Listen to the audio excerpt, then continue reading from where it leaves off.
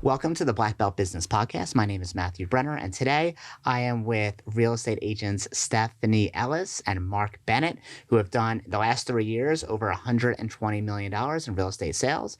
And if you're a small business owner or a martial arts school owner and you want to accelerate your cash from profits from your business without, maybe opening up more doing better business in your location, and you just want to take your profits and grow it, this is going to be the podcast for you, because you're going to learn how to find the right properties, how to find the right agents, and how to actually grow your profits from your business. So Steph and Marc, thanks for coming today. Thanks for having me. Yeah. It's very Thanks for having me, bro.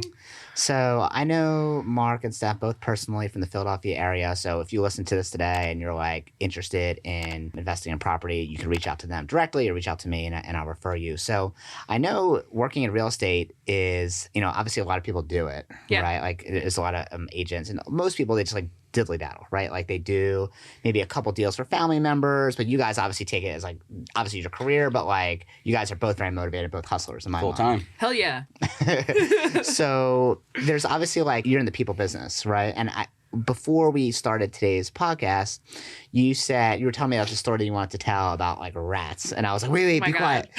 I want to hear it on audio. So tell me about this rat story that we've been holding on to. Well, I also have a story about a naked guy named Joe Love it. and walking in on some people having sex. Okay. You really want to hear the rat story? Are these real estate stories? Your They're personal legit dating? real estate stories. Okay. Because I think We get some horror stories. let's be clear, right? Investing in real estate is so fun, and all these shows, they make it sound so sexy. Yeah. And it's a hustle. It's hard work. And you also really need to align yourself with someone that you really trust is going to get you not just into a deal that's going to make sense for you, but that gets you to your goals. That's the first step for all of this. But the rat story, which admittedly might not land as well, Marc was here for this. And My first time to real estate. I know. I was mentoring Marc. And these properties actually were all in Point Breeze. Okay. I was selling them for an awesome client of mine who really did very well with these. Moral of the story is this was a very, very successful business venture for him. He had these properties. There were 4 of them. And one of them, as part of my due diligence, I am hustling. I'm trying to figure out who's going to buy this property. So I start kind of shopping it off market. Wait, so he has 4 properties. That's his business, or he has another business? He has another business. He's a lawyer. Okay, got it. So this is what he does with his profits from his business. Correct. Okay, from Yep. being an attorney. Yep, absolutely. It was a good way for him it was a smart strategic move for tax strategy and for just general income purposes. Ooh, sorry. And so anyway, I'm showing Marc this house, and I'm like, it needs a little work. Not too crazy. And there are 2 people living in here. I'm going to give very limited detail. We're walking through the house. Wait, why limited detail? I want to hear all the nitty-gritty. Don't hold on I any don't details. offend anybody. No, it doesn't Just some matter. smelly, hairy girls. Okay, smelly There hairy were girls. definitely some gals in there that I was. They were free-spirited. They were very free-spirited. free-spirited. There was a lot of accoutrement, a lot of I don't know. There was just a lot of things in there that were not for my taste, and I was like, how the hell am I going to show this house, right? Oh my God. And so I'm walking around, I'm showing Marc, and we get into the bedroom, and I'm like, holy fuck! There's a whole cage of rats in these they were nice, sweet girls. I'm like, why the hell do you guys have rats in your house? Along with a couple of other things that were a little interesting. Yes, Marc, any comments to this? You hit it spot on. So wait, were they harvesting rats? What was I happening? don't know. Was it pet I rats? just kind of freaked out and got Just the fuck out of there. free-spirited, they're, little creatures. So if you're showing the property to someone and this is the situation, how do you deal with that? It's a really good question. I mean, listen, I'm in the people business and people do people things. So you do your best with what you got, right? I have a process where I want everyone to feel comfortable, and I explain to these nice girls, I'm like, this is how showings are going to go, but can we do something about these rats? They're kind of we'll just put a sheet over it. Well, I think I'm about to buy this property for cheap. I go, all right. yeah, right? This is a I good go deal there. now. I'd rather see some rats when I'm looking for a good deal, truthfully. I go You're there. bringing your own rats, in your pocket. Drop it off rats. Well, they put this sheet over it, but you just see the tails out of it. I'm like, this is fucking disgusting. I no, what? But it didn't really matter, because at the end of the day, you got to know the product that you have and how to sell it, right? Every property, every every intricacy has a story, and I just had to tell the right story. And that story was, how is this going to be a really great either house for a primary owner or a really solid investment with current tenants in it? Who cares if they like rats? Who cares? So what's your strategy for a client? They come in and they see that. How do you get them to overlook that? If they're an investor or something for a primary? It's such a good question. I mean, I try to get very clear on what the goals of my client are, right? So that they're walking into a property and they're focusing on what's important to them. I'm like, wait, so you don't care as long as this makes money, right? You don't care as long as this is going to help you offset your tax basis here. Knowing you the don't numbers. Care. Yeah, just pitch in the numbers. Look, he's there to buy a property. He's there to make some money. Whether they're buying a primary or they're buying an investment property, people look to make a good deal, and you have to know how to pitch the good deal. And when you know your numbers, I feel like you could pretty much sell anything. And then there's also two ways to look at a property, right? It's going to either be cash flowing right now, or it's going to be an asset later on, right? Like 5% appreciation is very common in the Philly market. In certain areas, it's a little more, it's a little less, depending on where you are. Maybe they're knocking that house down. And they don't, like, the shittier it is, the better. Okay, cool. So let's say, and Mark, this is for you. Let's say I'm a business owner. I have run a martial arts school or another business. I have $100K in cash. I'm like, okay, cool. I want to grow this money, but I want to do it through real estate, right? Yep. Most people are intimidated by real estate, right? Because there's so much paperwork, 100%. So many things that can go wrong. There's so many steps. So I have $100K in my bank account. I want to grow it through real estate. What's the first thing I do? So the first thing you do, you're talking like you just own a business, you don't know anything about real estate right now? Or maybe you rent your building. Yeah. You understand the idea of like buy low, sell high, or like a rental property. You understand the basics. Got it. But what do you actually do? Do you find an agent first? Do you find an area you want to buy in? Like what happens? I mean, the first thing is find an expert, like find someone that's in the field that knows what they do. And I always say, find someone full time. It's nice you have a cousin, Sally, that sells real estate, but I live and breathe it. This is what I do every day. And my business model is truthfully make people money. So like if it was you, for example, to find me, like I would come, we would talk, we would sit down, I'd find out exactly like how much money you have to play with, what do you really want to invest? And sometimes it might be less than what you think you have to invest. And that's usually the case. Usually everyone thinks they need to spend a lot more money on real estate to buy it than they actually do. But find an expert is definitely step one, because then you could talk shop about anything. Hey, what about this location? What about this location? What about this multi-unit? What about this single family? And then you could kind of gauge their risk, so to speak, of like what they really are looking for. A lot of people are scared to be landlords.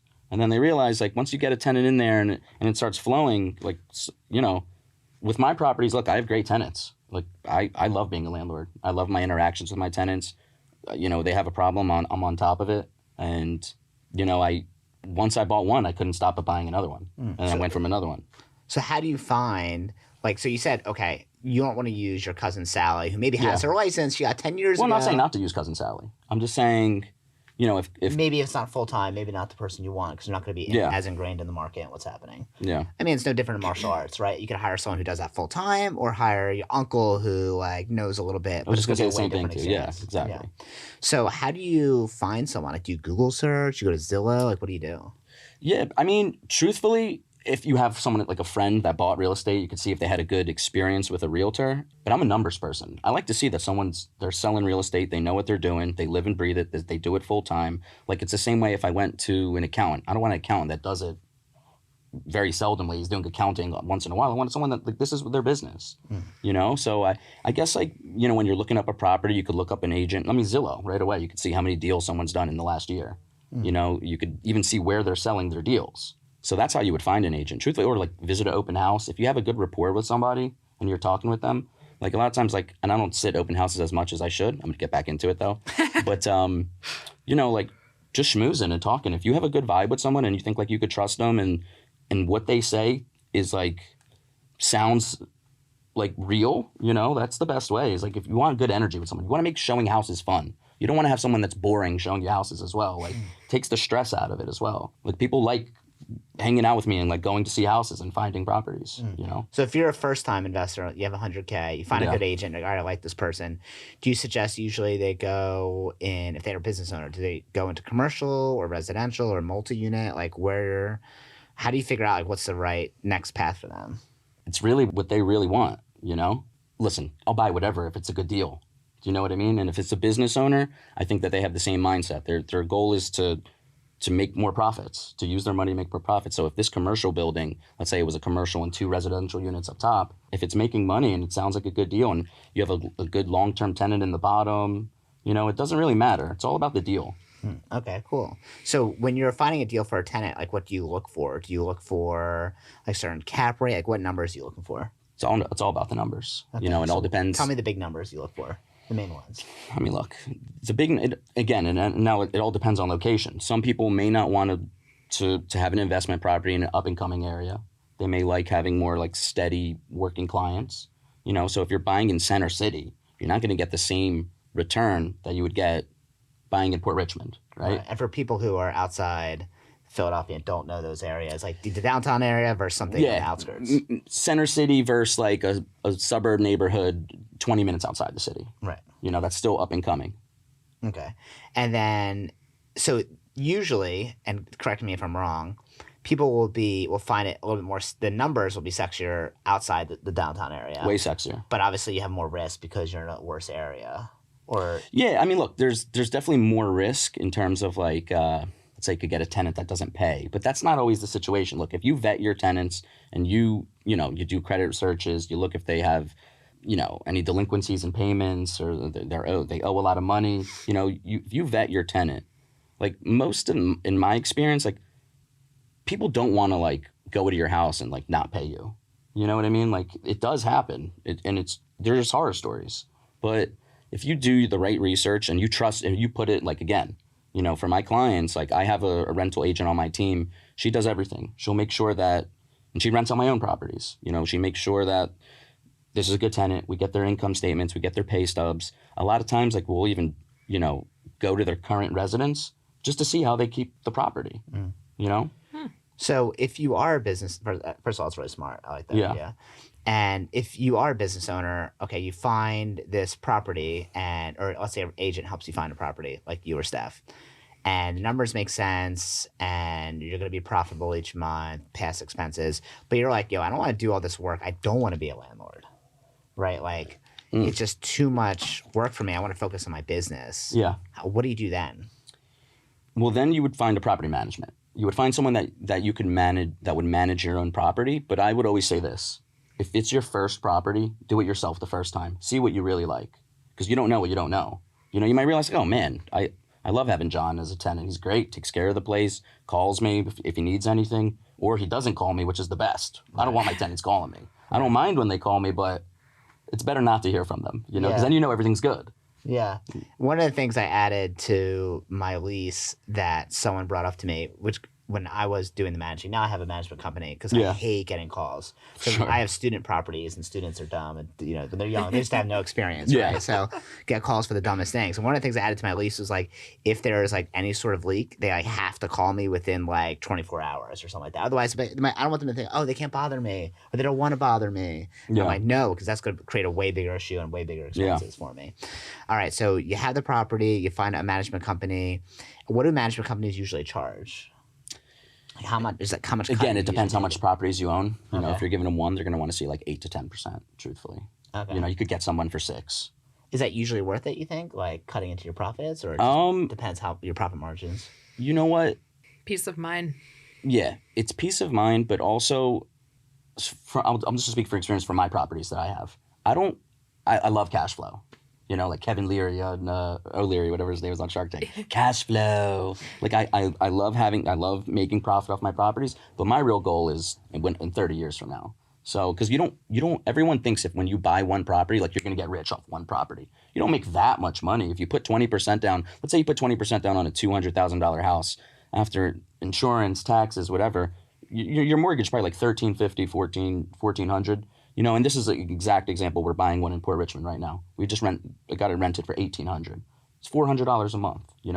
4, 8, 12. What is that? It's like $4,800 a year. All expenses are out now. Profit is like $5,000. $4,800. So it's like that's great. Listen, $5,000 doesn't change your life, but when you own 20 of them, it would. Right. You know what I mean? And that's so that's also a misconception. Everyone thinks like, 'cause listen, even you own 3 properties, you're not making that much extra money. But like you said, when the management company comes in and they're taking away your profits, maybe I don't mind so much because let's say, look, you're 32, right? 31. 31. baby. In 30 years from now, if you started buying all these properties now, they're all paid off, Right. you know? And that's when you really start making money, when your mortgage is off of it. And this real estate takes some time, but, you know, in the long term, in the long run, that's how you get rich. Yeah. There's also opportunity too, which sometimes I forget about. Conservatively, when you're running numbers, you want to run them for what you think you're going to get conservatively for rent. But there is an opportunity to increase the rent every year. And let's not forget about appreciation, right? So you don't have to hang on to a property for 30 years. Like, one of the biggest reasons why people call me, like I have a handful of doctors and lawyers, and they're like, look, I want to buy a place. My kid is 12. I'm thinking it's going to pay for college. And they do, and they cash out. And that's a really great way to fund a life. So you don't have to hang on to it for 30 years for it to also help you get to your goal. It takes being strategic and figuring out what you want. But yeah, that's also true. I think personally, I'm a little more boring. I'd rather just like hold on to it and just build a portfolio. I hold on to it. Yeah, that's how I am. Yeah, I think of a big portfolio, right? I'm going to build over time, buy 1 to 2 properties a year over the course of 10 to 20 years, and I'll have 50 to 100 properties, and then I'm in a good spot. Right? Yeah. You know, another thing, so this is what I own. I don't own I own my primary residence, but I own land. Why do you do land? Well, truthfully, I didn't really understand like the concept of being a landlord, figuring out the deal. But here's what I did know. And I bought it like 5 or 6 years ago. I did know this, that I liked the area of Philly that I was working in Grays Ferry at the time. And I liked what was going on in the neighborhood. And I was working with a lot of builders that were holding on to land. I was like, well, if you're doing it, I'm going to do it. So sometimes like we overcomplicate it. It doesn't have to be this like crazy process where you're reading all these books. Like what's Rich Dad, Poor Dad? Like I didn't read that book. Probably should. Gonna add it to my list. But you know, it's like the same thing as like stocks and businesses. Like invest in what you know. I just knew that. Yeah. I understood. I liked the land. I liked the location, and I liked what I knew eventually was going to be coming to that area. And I think that's kind of how I got my rental properties near the universities, because I knew you. I knew you were a hustler. I knew the area. Yeah. And I was comfortable with it. And like that is what, you know, helped me dip my toe into the pool and feel more comfortable. For right? sure. You know, then eventually I, bought a commercial property, right? And hope to buy more residential as we move forward.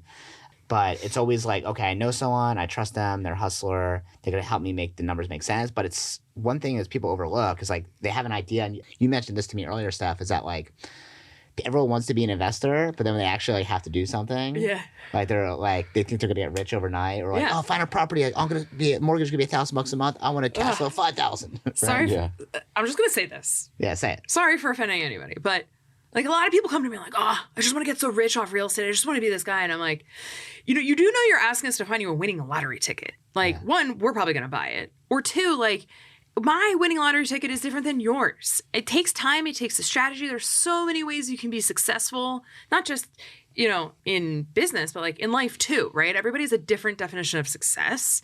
And just because it works for one person, like Mark, you're cash flowing properties, that's not what I'm doing. I'm looking at different things, different types of properties. Yeah, I don't know. That was my point.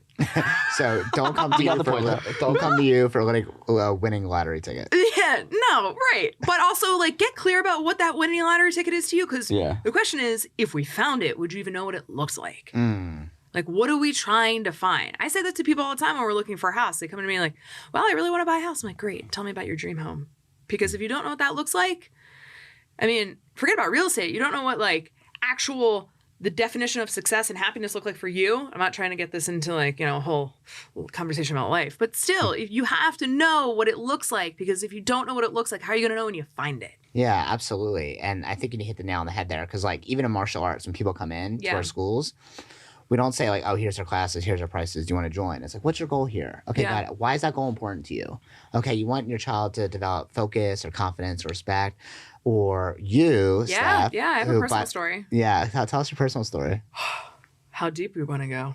How deep you want to go. So I started taking karate with Jackie, who is awesome, but I wanted... Wait, give the background. About how we met, how that happened. Well, we met at a really hilarious Jewish real estate event. Yeah. No, well, it was just like a Jewish event. Yeah, at a party. Thing. Yeah. Fine, and scratch that. At a party, and I was, I was telling you, somebody came, my friend Maddie was like, oh, you do what? Well, my friend Steph wants to take some self-defense classes. Yeah.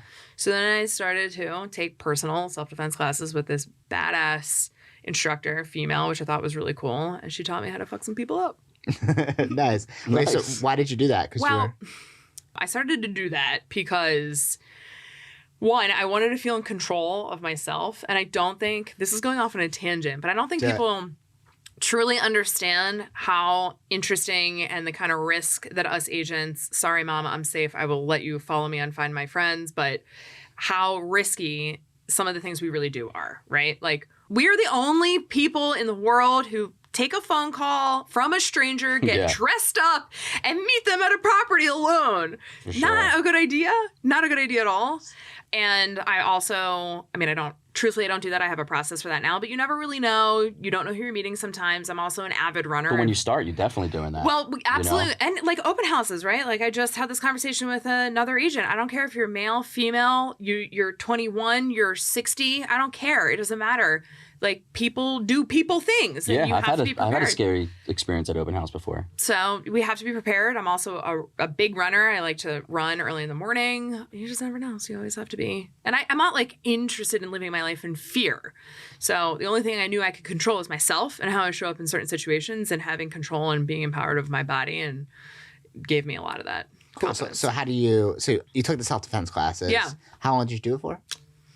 2 months. 2 months. Cool. And do like private lessons with private lessons. My friend Jackie. It's invaluable for anybody that's listening to this. If you're thinking about it, just do it.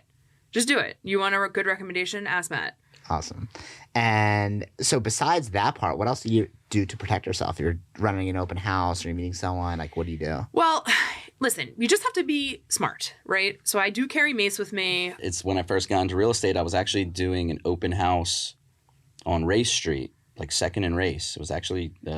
It was Kate Vale's listing. Shout out to Kate Vale if you're listening. But great agent. I was doing the open house. And look, people come in and out of open house. Do you know what I mean? And like, this was like a very good location. So it was like somewhat busy, but at the end it died down. And there was just this strange guy just in the house, like for a very long time by himself. You know, and this, like, he didn't give me the vibe like he was a buyer. And like, I felt, I feel people out like, hey, how you doing? Like, how'd you hear about the open house? He was just so strange. And I remember like, thank God. And, I had like a nice watch on me or whatever. And I was like, oh God, like, is this really about to happen? And I'm like thinking, do I abandon the property?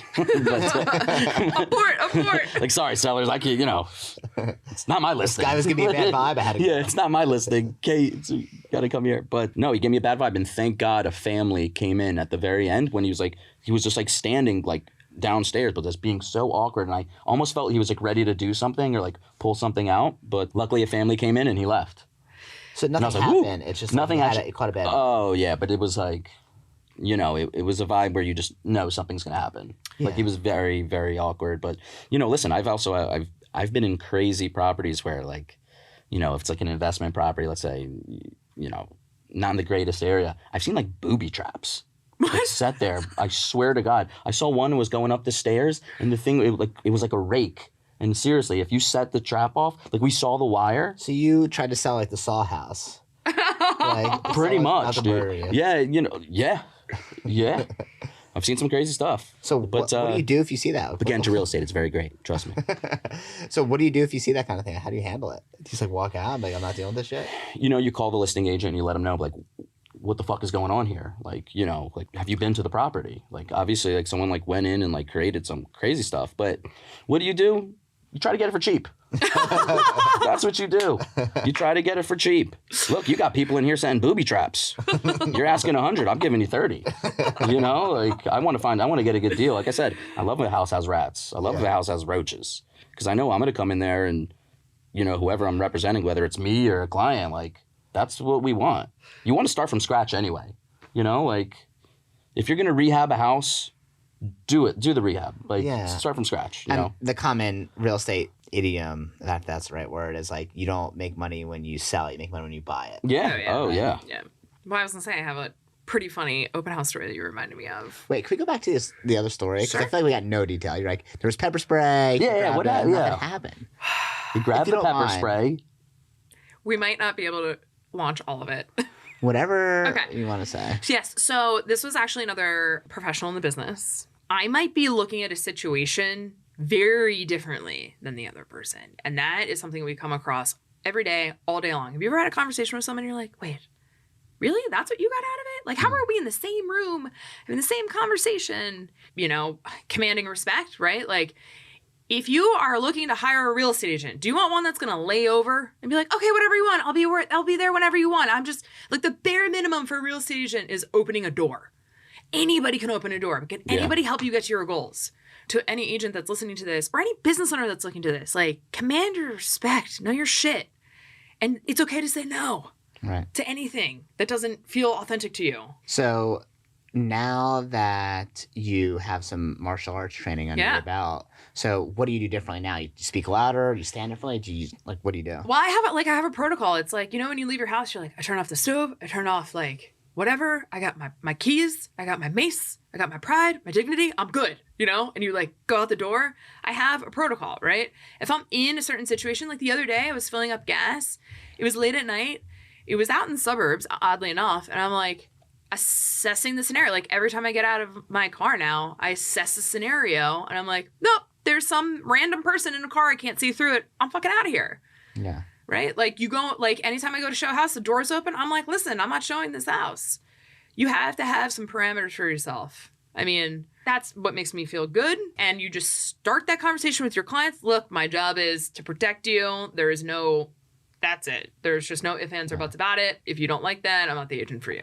And I think what you said is dead on. Like, you need to have a protocol. Like, okay, I'm going to stand maybe, like, behind the island. So there's, like, maybe you're showing a house, right? And you stand, like, with something in between you and the other person. So, like, that's an example, but have an idea of, like, okay, if this person does this, then I do that. If this happens, then I do that. If this happens, then I do that. And if I do those things, then I'll be safe, right? Or at least safer than not following those Sure. actions. I mean, listen, I've been doing this for almost 12 years. Like, I'm not showing houses to people I don't know at this point. But sometimes it is interesting. You get, like, a phone call and they're like, hey, I follow you on Instagram. Like, can you come list my property? And I'm like, yeah, sure. Like, I'm ready. I'm going to go. And then I'm like, I should think twice about this. What's my protocol, Sometimes it depends on the location, though. Well, you're like, I'm like, well, Graduate Hospital. All right, I'll be there in 2 minutes. Nice neighborhood. Yeah. Right? Like, and that is something I really struggle with sometimes. I'm like, how do you know you're safe?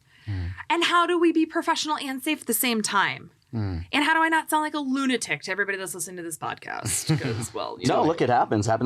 Listen, Chelsea on my team, she's some guy, like, they got into talking. I forget where they were at. And, like, he was like, oh, I have a property I want to sell. And I kind of was, like, reviewing, like, the texting. And I was like, ooh, something about this. This guy has ulterior motives. And eventually he did. Yeah. And, like, he didn't really have a house he wanted to sell. He just wanted to talk to her. Yeah. He just wanted, like, to communicate with her and, like, get her to, like, show a property or come hang out or come to his house. And it's, look, it's a lot different being a guy and a girl too in the business, I would say, because this is the only job where, like how you said, someone calls you and you get it. You think money. You're like, oh, like, because that's what it is. Same with karate. Someone comes in and they want to sign up for your class. You're thinking, all right, like, obviously you want to help them. You want to make sure you can figure out their goals. But at the end of the day, it's your living. This is what you do to make money, So it's tough in real estate to somehow, like, to understand, like, what's safe and not safe. So I always tell her, like, yo, you call me. If you're going to, like, an area, like, you call me. You let people know I'm going to XYZ on 3rd Street. Like, you know what I mean? Like, let people know.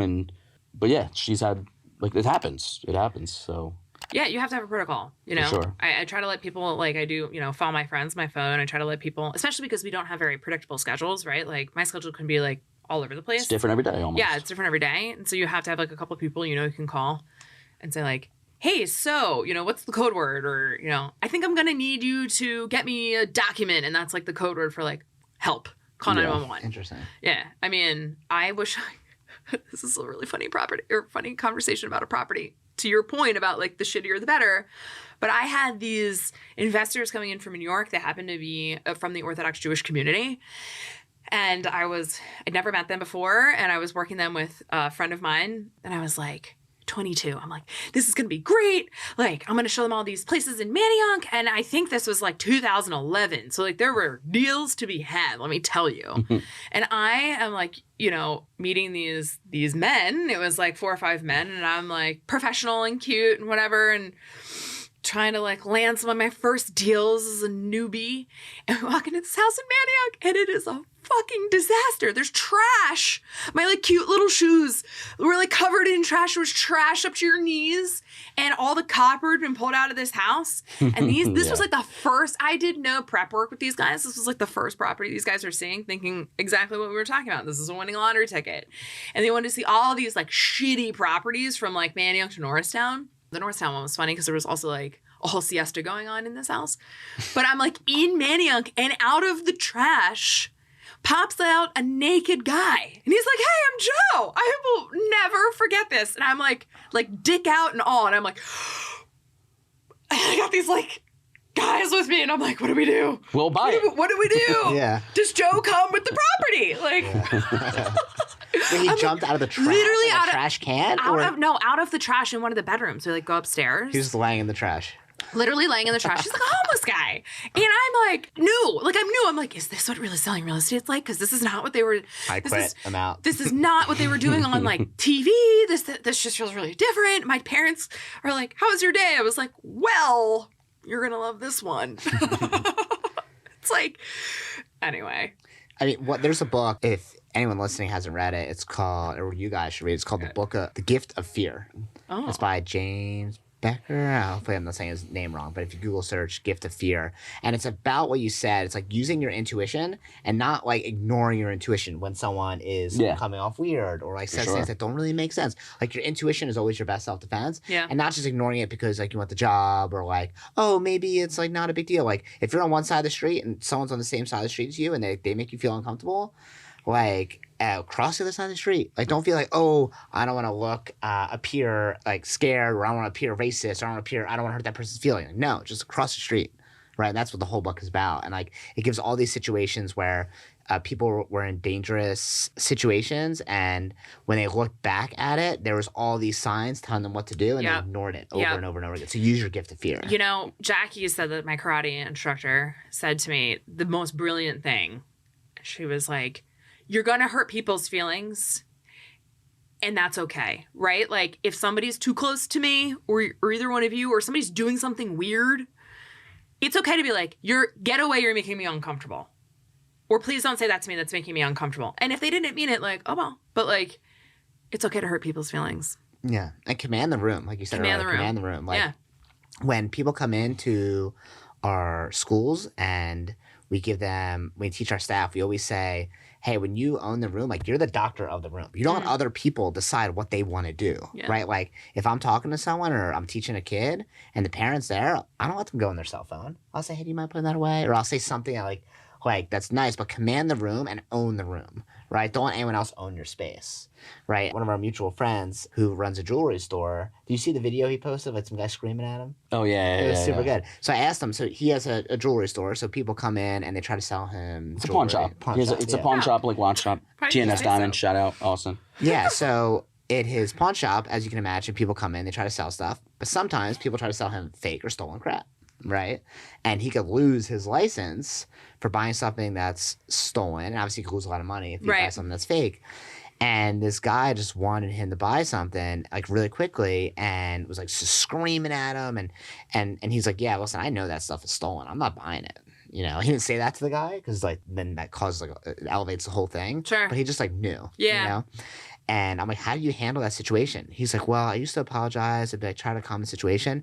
Now I just hold up for myself and say, hey, you're in my store. If you don't like it, you can leave, and that's totally okay with me. But you don't have to be here. And he's like, you have to talk to them, like get right back at them and command the room and command respect. If you don't, they'll run all over you and not apologize, right? So for self-defense and just owning any real estate situation, I think that's important. And it's also just in business. Yeah. Yeah. This goes back to the basics, you know, that I start with all my clients. It's like, what are your goals? How do you know what it looks like when you see it, or so that you can identify it? And like being a master of your craft, knowing what it is that you have so you can have those unapologetic moments. So, Marc, I want to bounce back to you. We talked about before what to do. You have $100K, you find a good agent, they make sure to help you make a professional, correct decision for what your goals are. So what are some mistakes people make? Like when people come in, they have money and they end up losing money, like what are the mistakes they usually make? you know, I mean, to me, the biggest mistake they make is putting their trust in the wrong person. You know, it all comes down to just what we said before. It's like, not when you sell, it's when you buy. Putting your trust in the wrong contractor. You know, I've seen, you know, said you wanted some horror stories. I had a client, trusted the contractor, gave him money up front, a lot of money, way more money than you should give a contractor up front. How much money are we talking? Over $100,000. Okay. And normally you want to pay them out based off they did the work. In increments. Increments. Like, hey, if it's going to cost you $120,000 in rehab, you know, maybe give them 20 up front, go check up on the work. And the biggest mistake they do is like, I'm in a good position. I trust my partner, Andrew. That's my guy. I know I don't need to go to the property, right?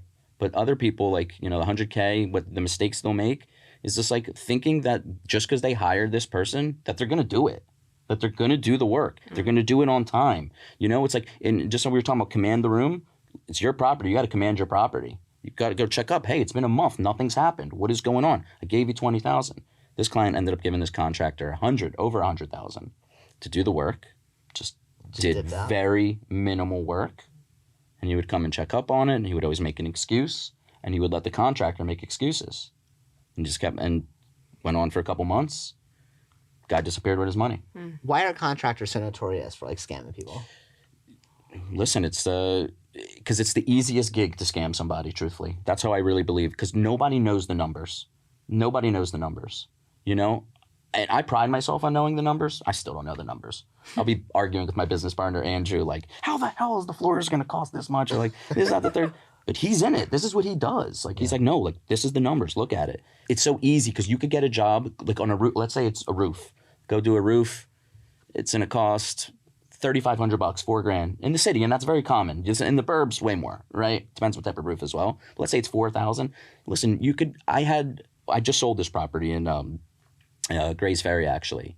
And she's in Israel, this client. She like needed a roofer, and she like called some guy, and he quoted her $10,000. And I sent her my guy quoted her $3,000. So it's just like, it's so easy when no one knows the numbers to like say like, this is going to cost X, this is going to cost this. Or they walk into a house. The best part of what contractors will do is, or sometimes they'll give you a low number, and they know that it's not going to be this.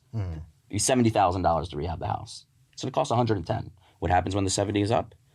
They go back to them because now they need to finish it. Now they have to have the job. Now they don't want to have to find another contractor. They're desperate. So now they're desperate. Like, okay, fine. Like, what do we need? Like, what happened here? And they can't really do anything. It's like no real recourse. That's why like you have to trust. You have to have quality people.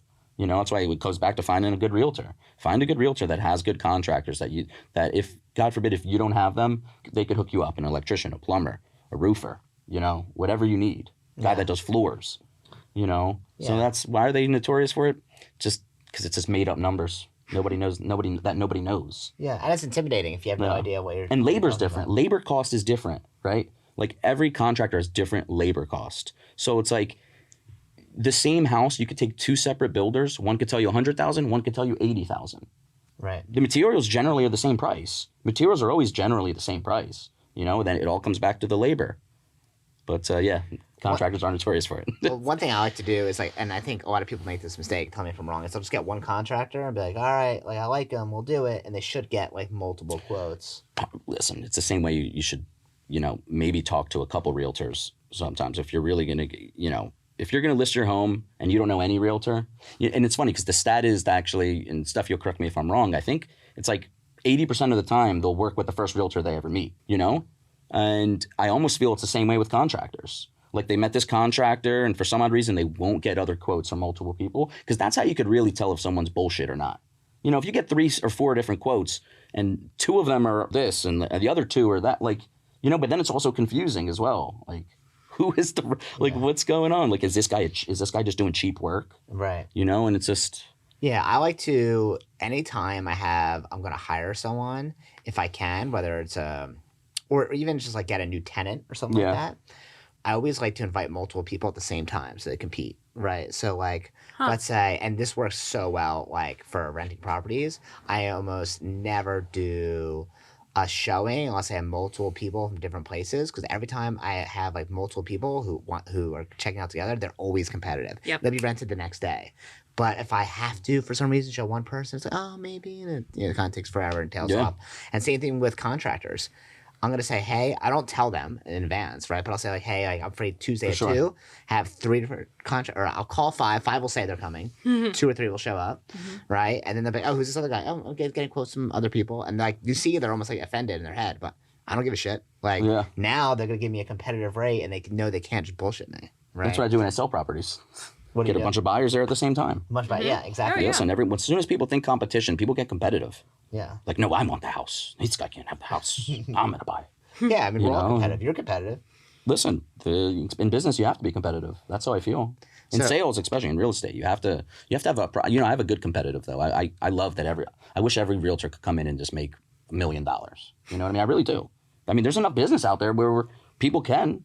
But only 5, I think, and correct, and Steph knows the numbers better than me, I feel like, or these little stats, like, I think only 10% or 5% of realtors make 90% of the money. So right now, 10% of agents are doing 90% of the business. I think that's probably most business it's in usually general. 80-20. No, Yeah, I'm sure probably. martial arts is the same. Like other businesses are the same. Yeah. Like usually the top performers do most. Yeah. It's kind of like 10% of your clients give you 10% of your clients give you 90% of your problems. Right? And it's usually the ones who are making you the least amount of money. Right? Always. Not the ones that are doing the best. The one that comes in and wants a $1.4 million home is going to be way easier than someone who wants to buy a $160,000 house in the hood. Oh, man. Right? Not always, but sometimes. But also like different issues. Right? Different issues, but you're pretty spot on with that, though. But good competitive. Back to being competitive. It's good to be competitive as long as it's not jealousy. Jealousy's not good, but being competitive is good.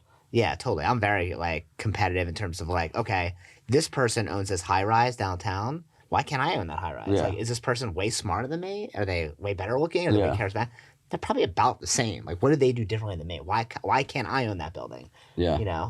But obviously you can't let it That what inspires me when someone does more than me. Yeah. Absolutely. Listen, in real estate, inspire me. You guys both inspire me. I'm a fan. You're first of all, you run like a champion. Steph is I think she ran 7 miles this morning before she even got here. Yes. Yeah, I walked to the bathroom twice. I just laid in bed working on my phone for 2 hours, just banging out a bunch of deals. So Steph, jealous. Steph, very jealous. And then Mark, whenever I see you on your top lists of KW sales, someone was like, obviously I don't work in real estate, but I'm always like, damn, okay, I gotta make more money than Mark. Fuck him. Yeah, but good competitive. Yeah, for sure. But dude, you inspire me too, man. Yeah, for sure. For real, you do inspire me. Appreciate and that. also, you bought a property before me. You owned houses well before me. I think 3 before I ever owned one.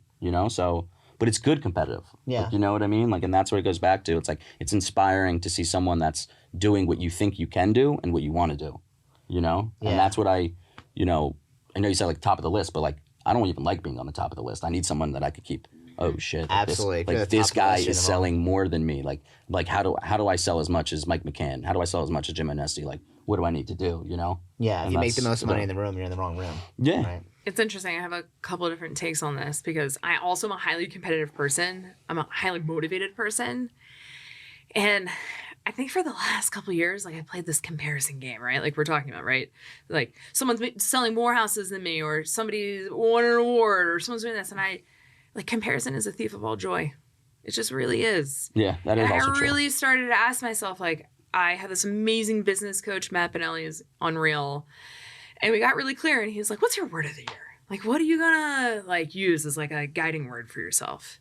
And it's authentic. And I just I'm letting go of all the comparison, because at the end of the day, what happens when you get there? Then what, right? For me at least.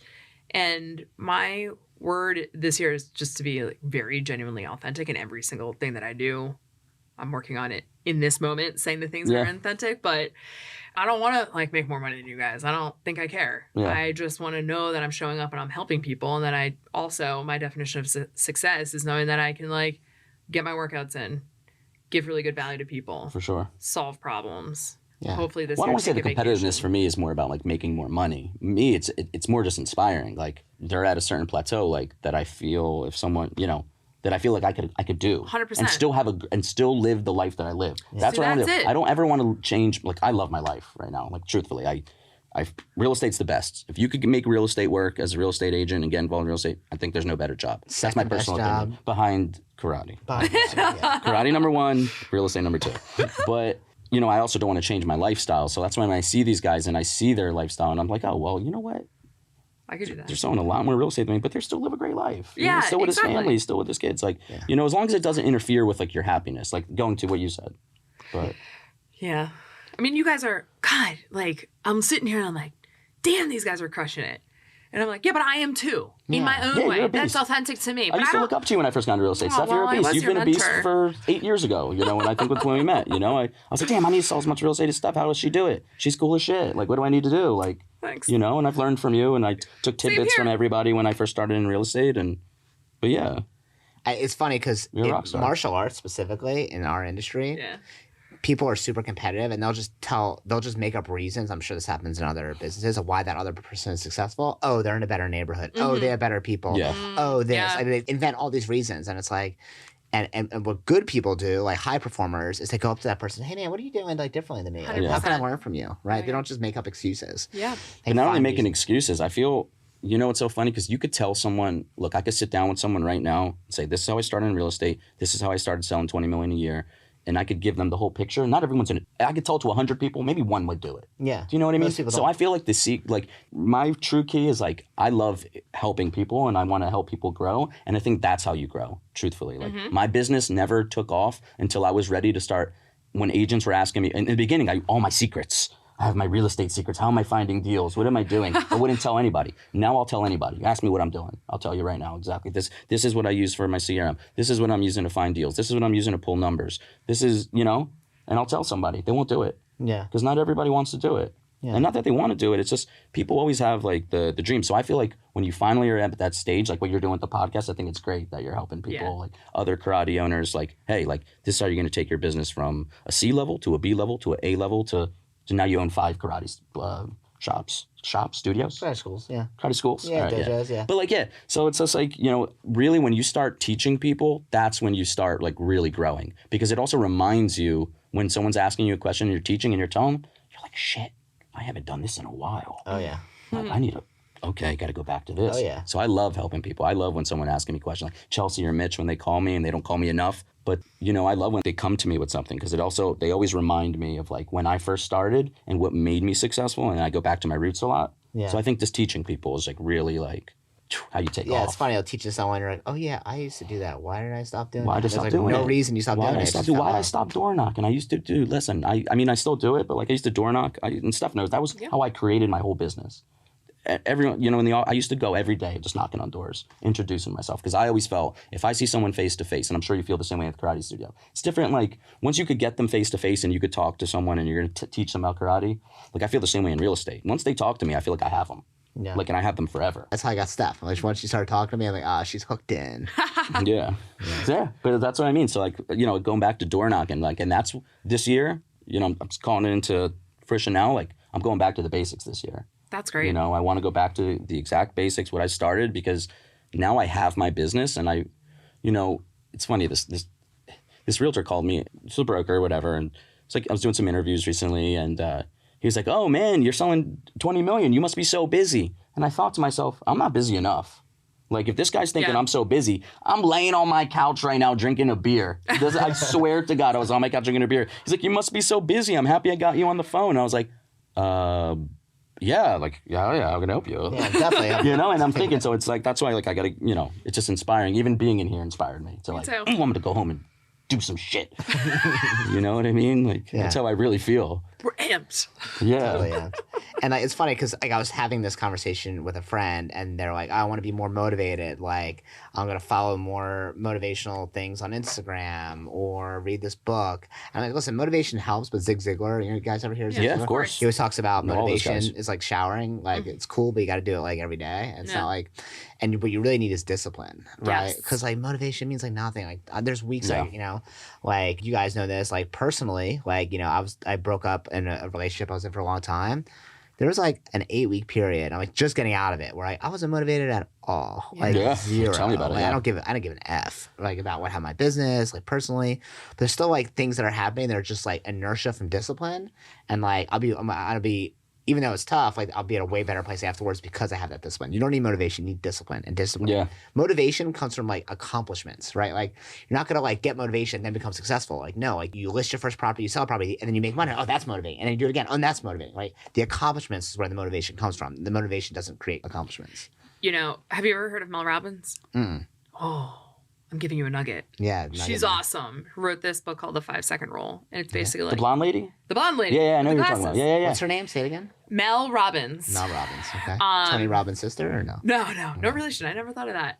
But she goes in to talk about this exact thing, you know, like nobody's ever going to feel like doing the hard shit. Yeah. The only thing that you're going to be able to do is recognize that it sucks and do it anyway. So I love what you just said about like, it's just inertia from discipline. And that's like, you get enough good routines, like Marc, back to the basics. Yeah, me back with to the my basics. fitness, you starting the podcast. You just get enough of it that it just becomes part of your routine. But let's be honest, it never feels any better. Like over time, you get confidence from doing it. But there are going to be those days where you're like, this feels like shit. And we usually make decisions based off of how we feel. And discipline is what gets you through that. Absolutely. Yeah. That's the nugget So from. how do you stay disciplined in real estate investing if you're a business owner? Well, I mean, I think it's having a process, right? First, you have to be clear about what you're accomplishing so that you know what deals you're looking at and that you're being really strict and disciplined. And you're like, no, this is what I'm clear on. These are the properties I'm going to go and see. I'm open to X, Y, and Z, getting clear on that. And then having a really good routine, right? Like you have a process for everything. You have a process for how you communicate with your agent, how you look at properties, how you analyze them, right? If you're analyzing them like 14 different ways, like that's not helpful. And then once they're in, when you get them, what's the plan for that, right? Do you have a process for when you're going to sell it, how you're going to rent it, what are your leases, everything? I mean, Marc probably has more on this, but it's just creating a process. It's no different than like getting up and brushing your teeth every day.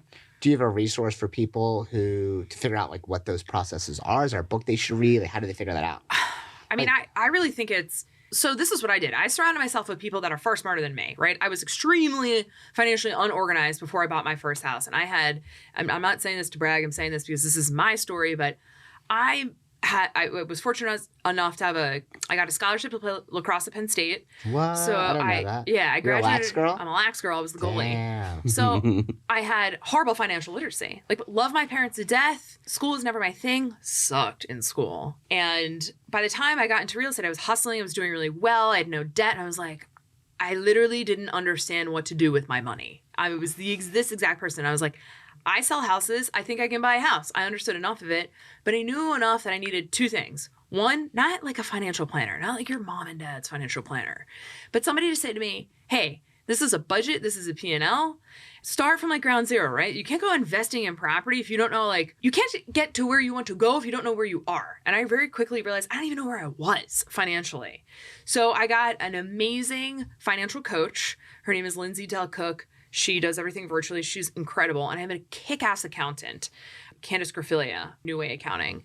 And oddly enough, I met both of these amazing, powerful women online through Instagram from following their content. I thought it was super valuable. And so I encourage people, like, sure, are there books you could read? Yeah. I think Money on the Streets is a really good one. There are a couple other ones that, like, people love Rich Dad Poor Dad. Those are, like, basic concepts. But I think it's, like, you can listen to everybody else, but you're never going to be able to implement anything unless you know where you are and what your goals look like. Talking about your own debt first. Like, if you have credit card debt, should you really be talking about buying a property? If you have student loan debt, should you really be talking about buying a property? Which, by the way, those are the two biggest things right now in our generation that are keeping people from buying houses. So starting with getting financially organized and reaching out, those are the two people that I really liked. Probably could figure out some others, and then consult an agent and go and talk to people who are really successful. You know somebody that's in your network, your sphere. Hey, how did you get successful? How did you buy? Like, you and I have the same goals. How did you buy this? What did you do? Who are your people? And then listen to as much free shit as possible. That's what I try to do. I want to learn about the market. Yeah. I listen to every free mortgage thing, every free state of the market.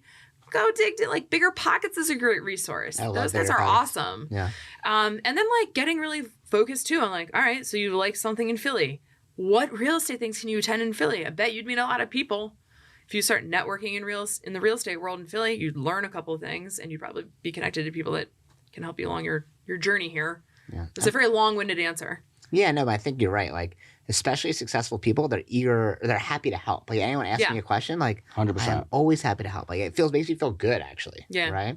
Definitely. Feel value. Value. You know? And especially now with like Instagram and YouTube, people who are performing extremely high levels are giving away way more free content. I mean, all the nuggets or secrets you talked about earlier. Yeah. And they never would have happened like 10 or 15 years ago. Yeah. Like, it wasn't really a thing. But now, like, everything, because that stuff comes back. It does. Like tenfold, right?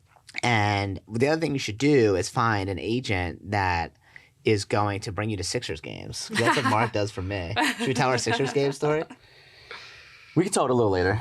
You don't You want to do it now? All right. It's cool, I think. I mean, yeah, so season ticket holder at the Sixers. Shout out Sixers. Matt bought his second property, I believe. And I messaged my rep, and I'm like, yo, I'm bringing in a big client to the game. That's definitely not what happened. Is that what happened? I always say that shit. I'm bringing in a very important person. Yeah, shit, I'll be you're like giving away your I'll be like secrets. on a date or something. I have a very important Yeah, client. exactly. And I can't. His name's Jordan. Shout out Jordan. That was the best rep I've ever had. It's the Warriors when I had like Kevin Durant, Steph. This is the championship. Warriors This is the prime time. championship Warriors, and It's a huge game. they Very sit us. expensive. They sit us right behind the announcers. You have a waitress. You have everything. I like to party. You know. Wait, let's go back up because this you're missing some cool stuff. What are we Okay, missing? so we're going to the biggest, like, See, I the don't even coolest remember. Sixers game of the Oh, we're fans of the game. We're fans of the game. Yeah. So Mark, I just buy a house. He's like, yo, I'll bring you this game. Now we're on the court at halftime. No. Before the game started. Oh, sorry. Before the game before started. the game We're started. on the court. They give us a Like bunch of free waving. gear. You know, the cheerleaders like have their arms around us. We're like, and I'm like, hey, like, this is great. Oh yeah, we didn't know we had the seats yet. We didn't just thought we know. were fans of the game. And he's like, Yeah. yo, I got you these tickets. Yeah, and they start walking us down, and we're literally the first row behind the announcers. Like, the announcers. So and all the there's players us. check in right there. Yeah, So cool. So, When like, they sub in, they're right in So we front. mingled to like Steph Curry. Remember he was asking me what I was drinking. You want to say mingled? Is that the right word? Well, I was yelling at these people. Okay, But Mark had like probably like I had like 12 drinks. I'm not going to Yeah, lie. I was like, partying hard. with Like I was Jack. chugging, like Jack and Cokes. That's like all I he was kept, doing. looking at, he kept looking at Jack, and I'm like, Mark, like I've had like 4, and I'm like buzzing hard. I had okay? like 12. I And was Mark going keeps, heavy. I'm like, Mark, and he was getting doubles. And I'm like, Mark, like, okay, you can keep on drinking. I'm good. And Mark just screams out, like, Steph! No. What, you didn't scream I mean, at Steph? no. I never I don't screamed at know, Steph. I was screaming at Brett Brown. But anyway, remember, like, Steph was like, what y'all sipping on? Yeah, And I was you were screaming and I at was Steph. like, You're and saying no. That wasn't screaming. When I did scream, though, I was screaming at Brett Brown to call a timeout. And then I got kicked out. But it was only like 30 seconds left. And they're like, all right, sir, you have to leave. And Yeah, I was you like, were screaming at I was like, fuck you, Brett Brown. He was like 15 feet in front of us. Like, he was like, it was not far. He could clearly hear what he was saying. But Steph Curry turned, like, while he was checking the game, turned and looked at us. Yeah, we had a and couple like things. tipped his glass. Like, looking at the right. He was like, ah. He asked me, he was like, what do y'all sipping? He was like, Jack. I like Jack. You know, And I was like, oh, this Steph is Curry so spoke to cool. me. Because to describe this moment for me, like how cool is this experience? I mean, it's amazing. I'll remember I think it was forever. the best sporting experience that I've ever had at a sporting event. Just because, like, I mean, to be honest, again, shout out Jordan. Where we were sitting, those tickets were probably like, I mean, this was the championship Warriors, and we had Jimmy Butler at the time. Like, Yeah, this was like $3-4 grand a ticket. Yeah, it was like absolutely. $8 grand So- in ticket, you know. So I'm just painting this picture. So you're the professional, you're the client.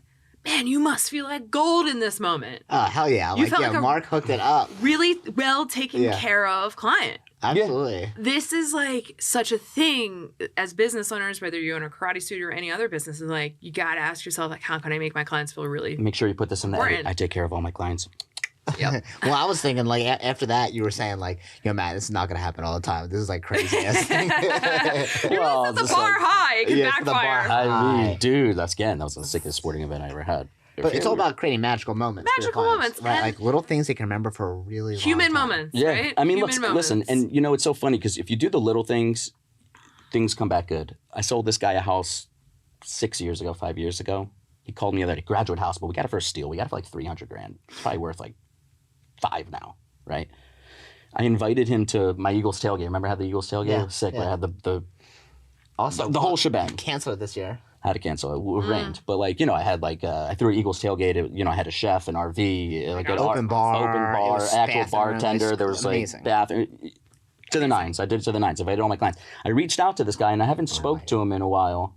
And invited. This you is were awkward. here. Steph Listen, wasn't it invited. was for clients. It was You for were not the clients. US. It was for clients. Anyway, but if you do, this goes back to doing the right thing in business. Like I reached out to him. I invited him and his kids, and I remember, you know, I look up the name of like. Good for you. But I looked him up. I invited him.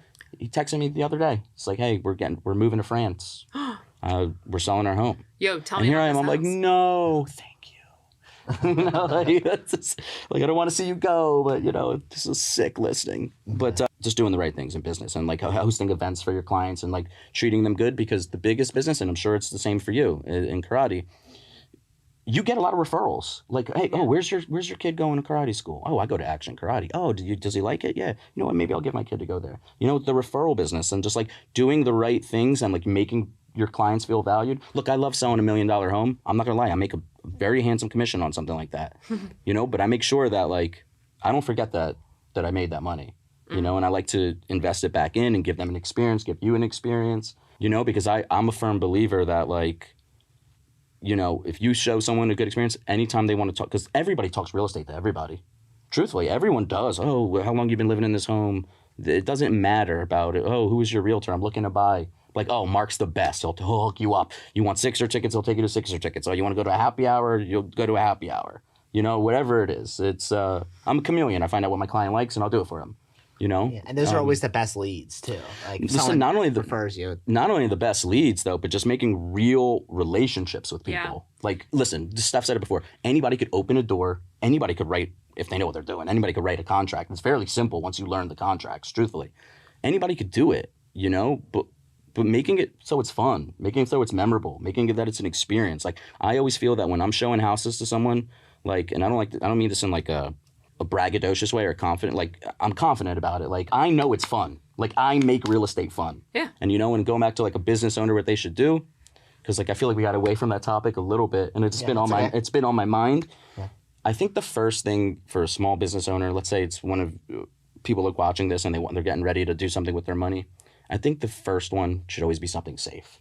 Yeah. It should be something smaller and safer, because the biggest fear that people have when they buy real estate is that they're going to lose money. And I gave you guys an example of what happened about a client that they purchased a property.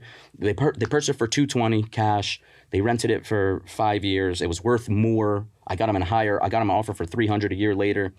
If you take out what they lost over the 5 years, they made money by renting the property out. They didn't really actually lose. And a lot of people, that's the biggest thing that holds them back. Like, oh, I'm going to lose money. I'm scared. Yeah. But fear holds everybody back in anything. Do you know what I mean? scared money don't make no money. Exactly. So I think the first one should be something safe. It should be something small. Like, if you have 100,000, forget it. Hold on to 100,000. I would probably say do something else with it, but or not do something else with it, but like, you don't need to use all of it. You could buy a house, let's say $200,000. You really, 20% down, 40,000 plus closing cost. You need $50,000 to buy this house, maybe 52 if you're really doing the numbers. With $50,000, and I gave you that example, that before of where we're renting it for $1,800, they're making $5,000 off that. At the end net, it's a 10% return. It's pretty good, but it's a safe one. It's something in an up and coming neighborhood. You're going to get a decent tenant. I would, and now look, you said what do they do if they have $150,000 cash? Well, now they still have $100,000 cash, and now they see a property worked. And I'm telling you, once one works, it's addicting. I'm telling you, you buy one, you want two, you want three, you want four. Like that, the first one's always the scariest, and then it's like, and then it's you just realize like how a easy thing it you is. do. It's like buying. It's like a little. It's like kissing buying, a girl for the first time. It's it's scary. It's scary to make out the first time. You know what the hell you're doing, but like, I could use a different analogy there. But the point is, like, it's always scary until you do it, and then you're like, shit, I love kissing. Like, you know what I mean? Like, I love buying homes now, and now for I'm me, glad I sat next to Mark. Yeah. But yeah, like, once you get over that fear of the first one, and that's why I said do something safe, because then that's why I said in the beginning, like, find out their risk, like, what are they willing to do, and now when it's a safe one, that's how you're going to get these karate owners to buy another one, and in 30 years they'll own.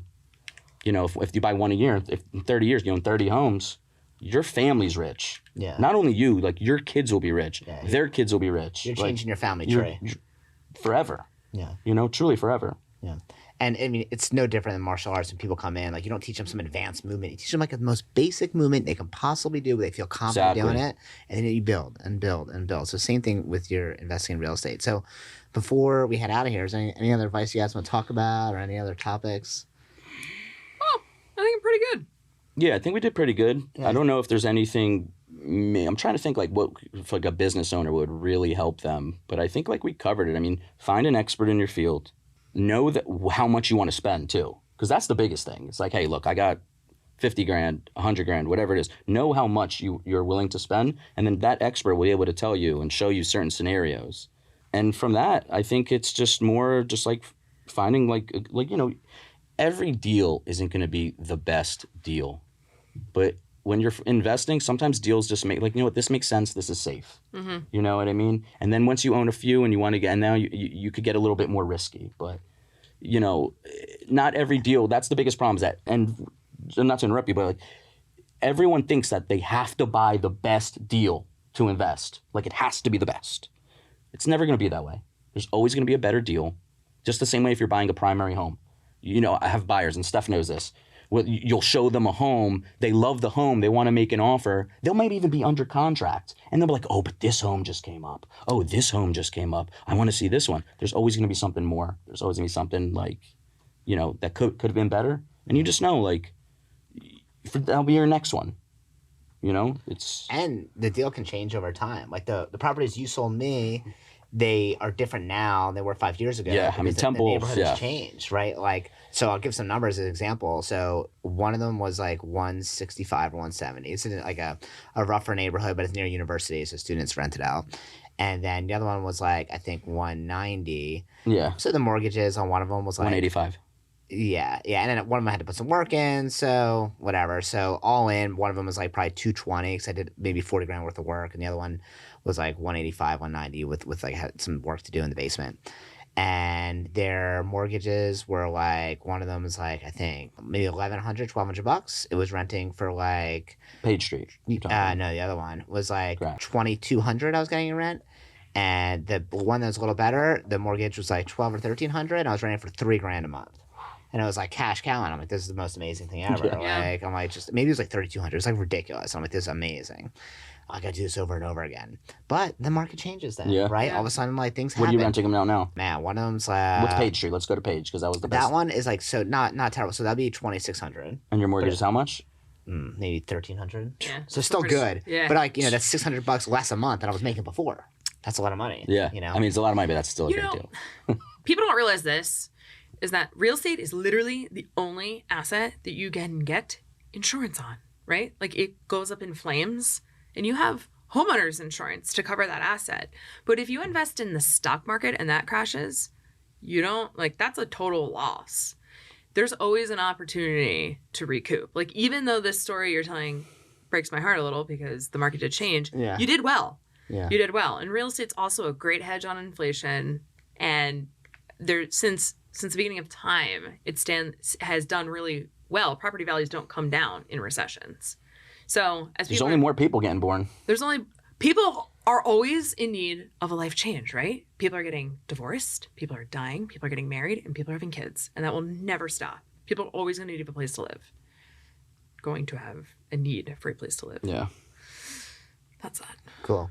Well, thank you guys for coming on here today. Thanks for having us. If someone wants to contact you, Steph, how do they find you? You can follow me on Instagram, Steph Ellis Realtor. Very original. You can email me, Stephanie, STEPHNIE.Ellis@compass.com. Awesome. If you want to be motivated to run too, check out her Hell Instagram. Yeah. And Mark, how do they find you? They don't find me. I find them. Sneaky. All right, cool. Don't say your email on Instagram. Good luck with that. Sounds like a great strategy. What is it, Bennett Real Estate or something? It is Bennett. It's Bennett_real estate.